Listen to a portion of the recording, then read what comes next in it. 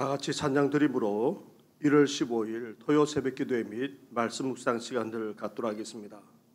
찬송가 370장 주 안에 있는 나에게 딴 근심이 있으랴 함께 고백드리겠습니다.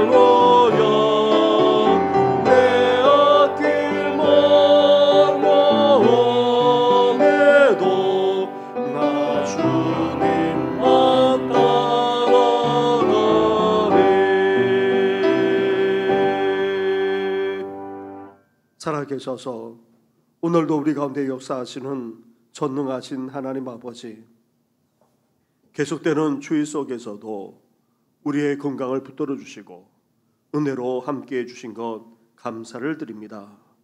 오늘도 할렐루야 주를 찬양하면서 그리고 기도하면서 주님과 함께 이 험한 세상을 헤쳐나오고자 하오니 주님만 따라 저 천국에 이르기를 원하오니 오늘도 말씀해 주시고 주의 권능의 손으로 우리를 이끌어 주시옵소서. 이 모든 것 예수님의 이름으로 기도드립니다. 아멘.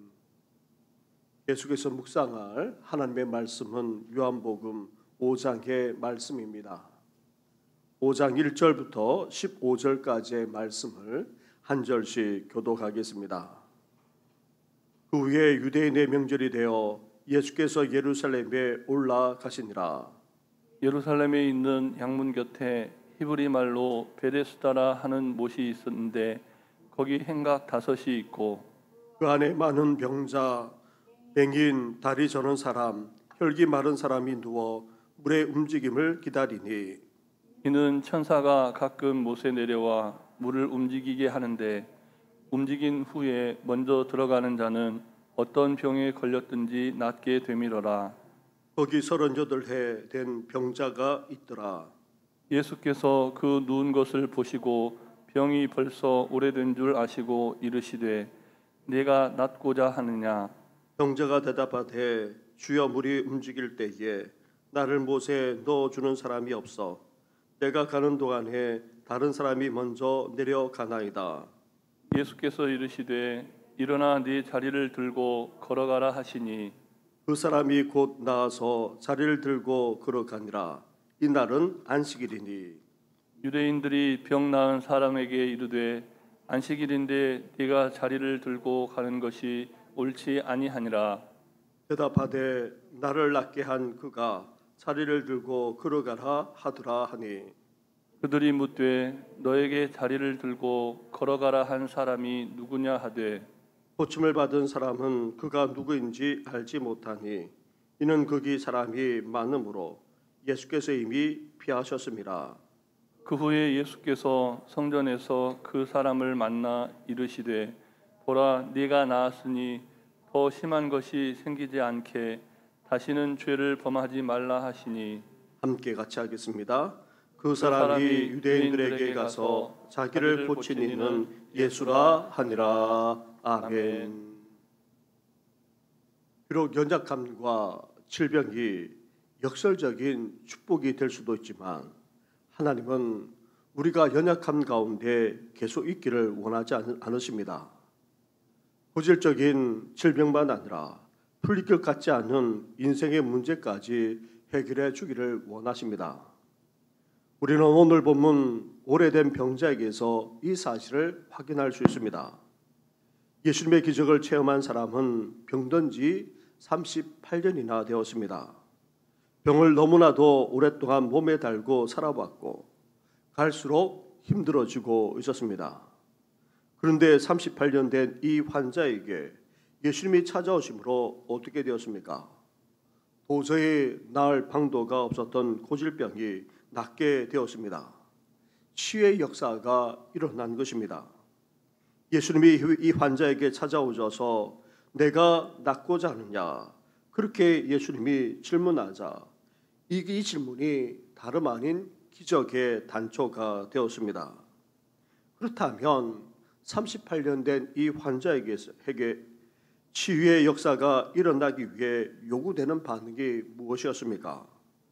우리의 오랜 질병이나 인생의 문제를 예수님을 통해 해결받기 위해 우리는 어떻게 반응해야 하는 것입니까? 첫째로 우리 삶에 두려운 절망을 거부할 수 있어야 합니다.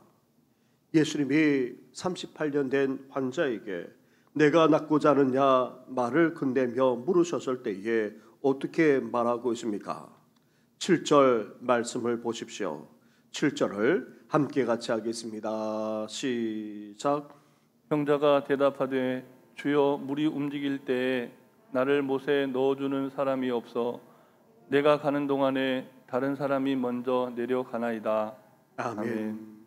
이 병자의 대답 속에 안타까움과 함께 절망이 들어오져 있습니다. 이 환자가 누워 있는 곳은 베데스다 연못입니다. 베데스다라는 말은 은혜의 집, 자비의 집이라는 그런 뜻입니다. 이런 베데스다에 은혜를 사모하는 사람들, 각종 병든 자들이 모여졌습니다. 그들은 물이 움직일 때에 나타나는 기적을 체험하기 위해 기다리는 은혜를 사모하는 사람들이었습니다. 그런데 문제는 무엇입니까? 은혜의 집에 풍성한 은혜가 없다는 데 있습니다. 은혜를 사모해서 사람들이 찾았지만 그곳에 풍성한 은혜가 없었습니다. 베데스다와 관련된 내용은 사실 속설이거나 미신에 지나지 않습니다. 그렇다 할지라도 천사가 자주 내려와서 물을 움직이는 것이 아니라 가끔 내려와 물을 움직였습니다. 심지어 가끔 물을 움직일 때에 거기에 들어가는 많은 사람이 다 낫는 것이 아니라 먼저 들어간 사람만 병고침을 받는다는 것입니다.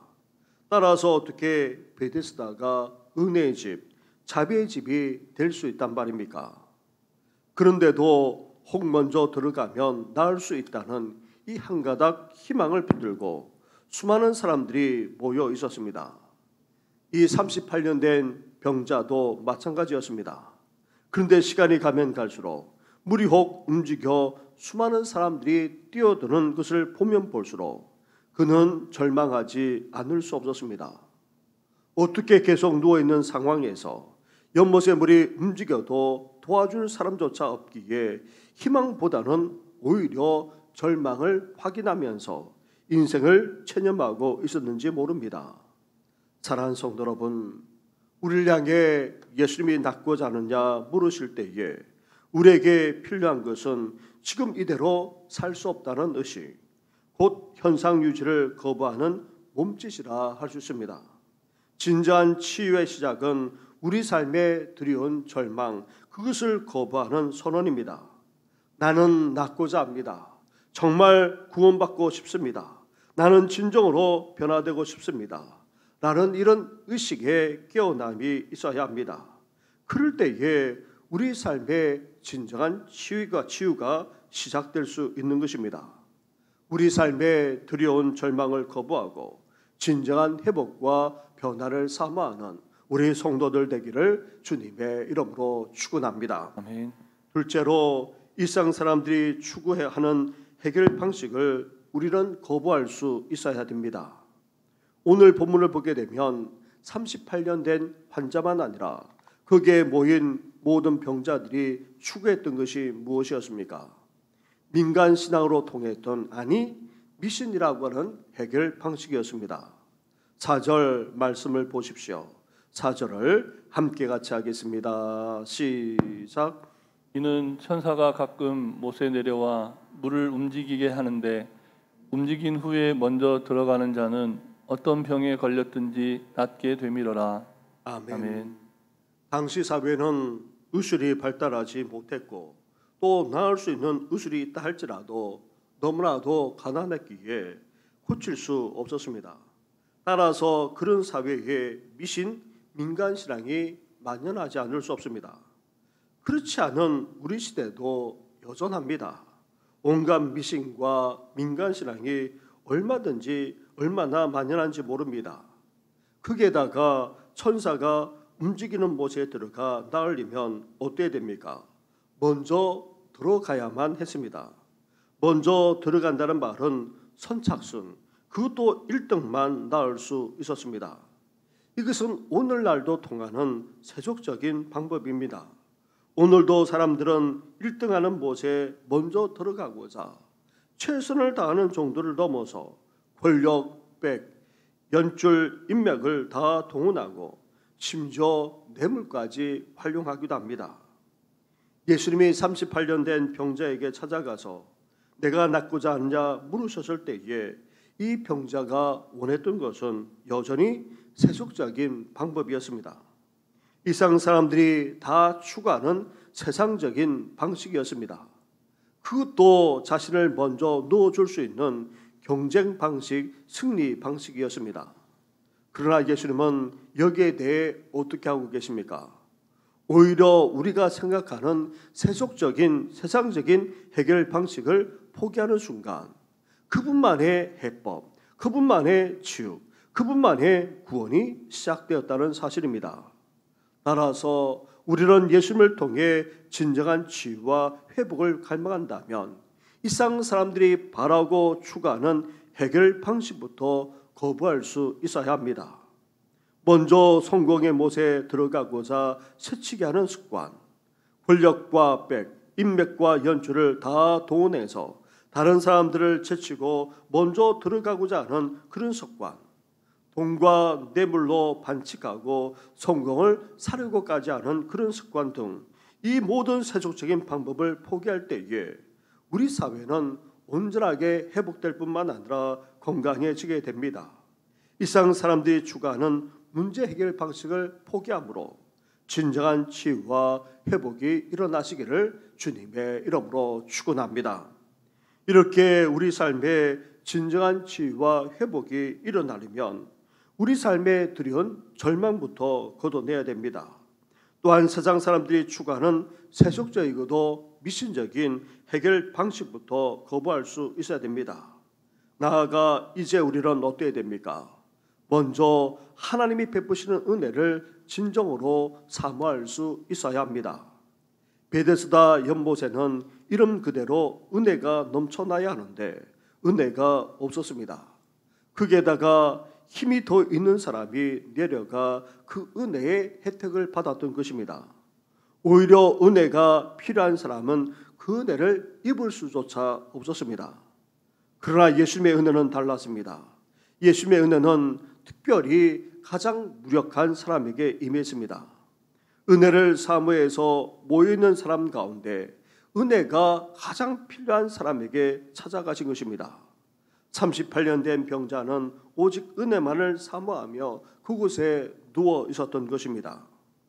시편 107편 9절에 이렇게 말씀합니다. 그가 사모하는 영혼에게 만족을 주시며 줄인 영혼에게 좋은 것으로 채워주심이로다. 사랑하는 성도 여러분, 우리는 무엇보다도 은혜를 사모할 수 있어야 됩니다. 한없는 은혜를 베풀어 주시는 하나님께 나아가심으로 진정한 치유와 회복만 아니라 기적까지 일어나기를 주님의 이름으로 축원합니다. 둘째로 예수님은 인내하는 믿음을 통해 치유와 회복, 기적까지 창조하십니다. 하나님의 은혜가 역사하는 사람을 보통 보게 되면 보통 공통적인 특징이 있습니다. 기다릴 줄 안다는 것입니다. 인내가 필요합니다. 예수님이 이 사람을 만났을 때에 그 병이 오래인 줄 아셨고 내가 낫고자 하느냐 물으셨습니다. 그 안에 있는 믿음을 테스트하셨던 것입니다. 여기에 대해 38년 된 병자의 대답은 사실 절망이 드리워져 있었습니다. 하지만 여전히 낫고자 하는 소망 또한 담겨져 있었습니다. 그 대답 속에서 이 사람의 겨자씨 한 알과 같은 아주 작은 믿음, 보잘것없는 믿음도 담겨 있었던 것입니다. 다시 말하면 그는 인내하는 믿음을 가졌던 것입니다. 38년 동안이나 기다리고 있었던 것입니다. 사실 기다리는 믿음만큼 귀한 믿음이 따로 없습니다. 그것도 3개월이 아닌 3년이 아닌 38년이나 기다렸던 것입니다. 하나님이 가장 값지게 여기시는 것 중에 하나가 다름 아닌 바로 기다리는 인내입니다. 그 까닭은 하나님은 오래 기다리시는 분이시기 때문입니다. 오래 참으시는 분이 바로 우리 하나님이십니다. 하나님이 우리에게 시련 가운데 두시는 이유 중 하나는 우리로 하여금 이러한 하나님의 성품인 인내를 구비하도록 하기 위함입니다. 사랑하는 성도 여러분, 하나님의 축복은 아무리 보잘것없다 할지라도 믿음과 소망을 잃지 않고 기다리는 사람에게 찾아옵니다. 하나님은 우리가 기다리는 동안 여전히 살아서 일하고 계십니다. 역사하고 계십니다. 때가 차면 하나님은 우리를 찾아오십니다. 하나님을 믿는 믿음은 우리를 결코 실망시키지 않습니다. 하나님이 예비하신 기적은 분명 찾아옵니다. 끝까지 기다리고 인내하심으로 진정한 치유와 회복만 아니라 기적이 우리 성도들의 삶 가운데 일어나기를 주님의 이름으로 축원합니다. 아멘.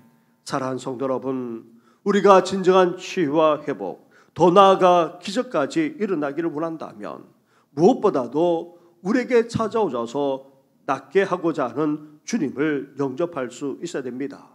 주님의 말씀을 믿어야 합니다.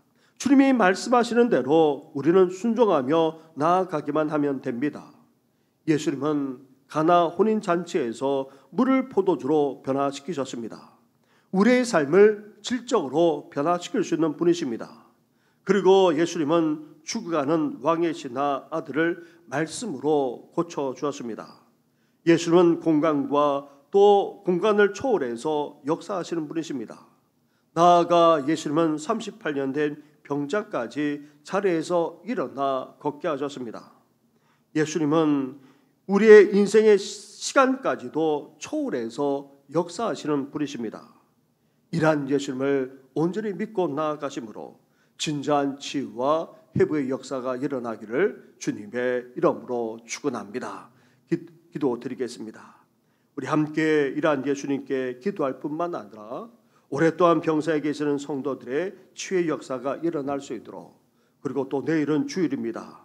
주일을 준비하는 저와 우리 교육자들과 온 성도들이 하나님 앞에 나와 참되게 예배할 수 있도록 주일을 위해서 같이 기도하며 나아가겠습니다. 기도드리겠습니다.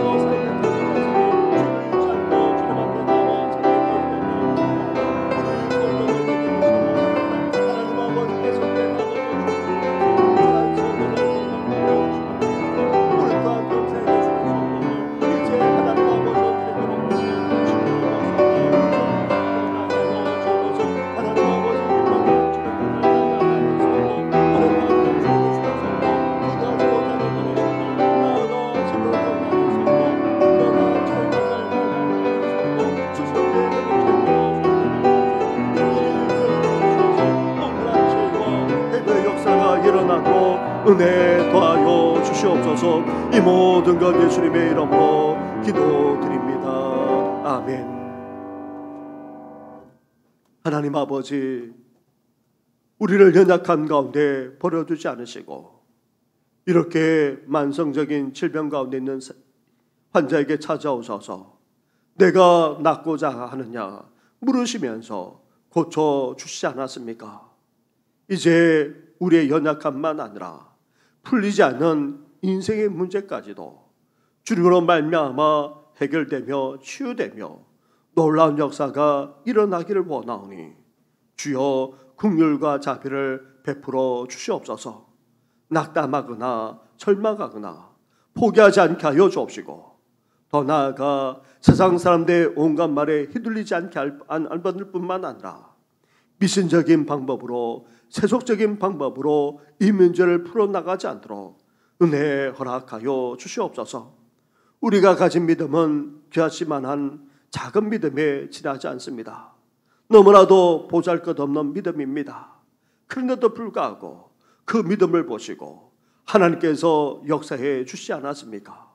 이제 하나님께서 우리를 치유하시고 회복시켜 주시고 역사하실 그날을 소망하면서 끝까지 기다리고 끝까지 인내할 수 있는 우리 모든 성도들 될 수 있도록 은혜 허락하여 주시옵소서.